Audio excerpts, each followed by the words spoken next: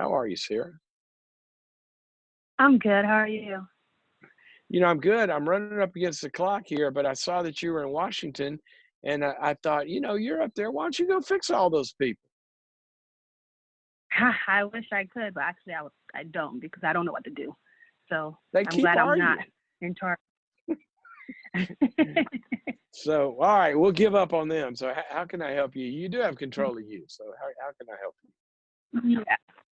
I've been having a very difficult time with a situation with my in-laws that it just seems never ending. So essentially, what happened was I married into a family with a really good uh, reputation for good family and whatnot. I didn't come from a very strong family background, and so I was hoping to just kind of get that need met through just joining this new family. What ended up happening was I realized that I was not going to be accepted. In fact, I was What? rejected, and I felt very used.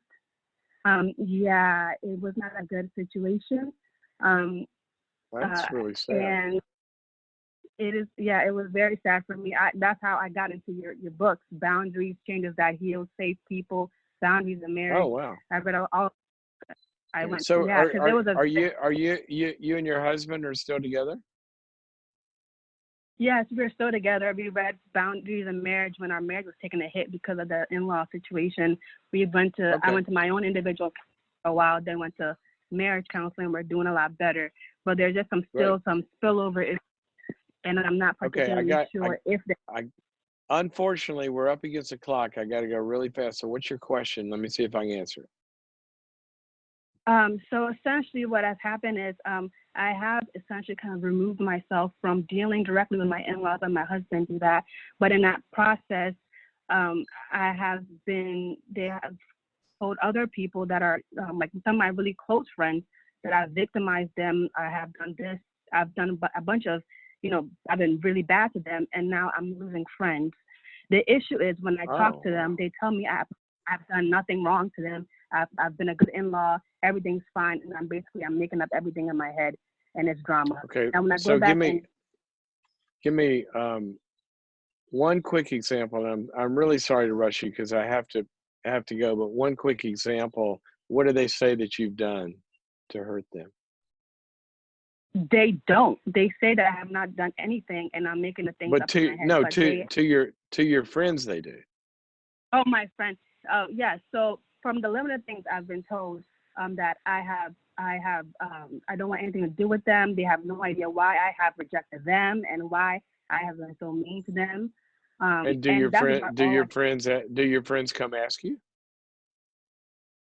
I only knew the only thing that I've known because some of them have gotten mad at me and they said that, but when I ask for more information, they say no, they're not going to share anything that's set to them in confidence, and essentially I get dropped.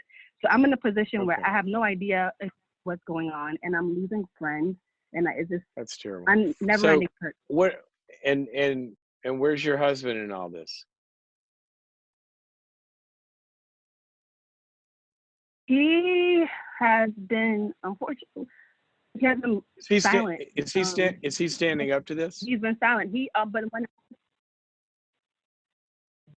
Oops, I'm losing you. he does, I have not told the friends that I'm losing just because the prior things that I have told him, he did nothing, and it made the marriage worse because Okay. now I felt resentful and All abandoned, right. Okay. and I, so I get it. not. I got it. That's I wish we had more time, but I'm going to give you a basic kind of principle here.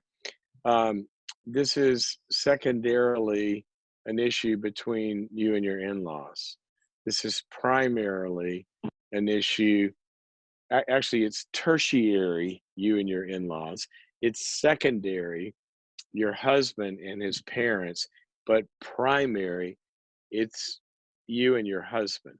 Okay, because you can't triangulate this thing in 46,000 ways until you guys are the primary commitment and attachment to each other, and your oneness cannot be broken. The Bible says, for example, let nobody put asunder this oneness. Mhm. All right. go back to boundaries in marriage, sit down together, and I've got a section in there called uh, catching the virus or guarding Mm. your relationship from intruders. And I talk about family of origin in there and in-laws and how that kind of, they lob stuff over the fence and then, it deals with the relationship. Now it's still your relationship and your circle of friends.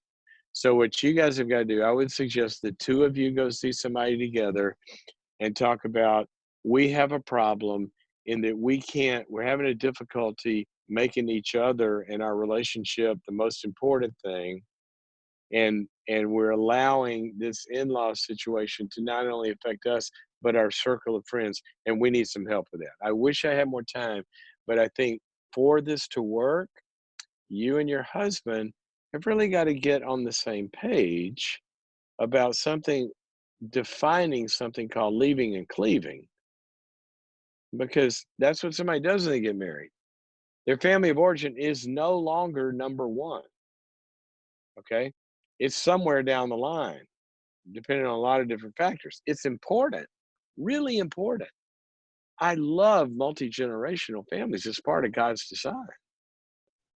But if the marriage isn't number one, then everything else is going to have the ability to move it off center and get it derailed. So we should talk about that one day on a whole program, what leaving and cleaving really means and why it is so important that that oneness can't be interrupted from any outsider. Very, very important.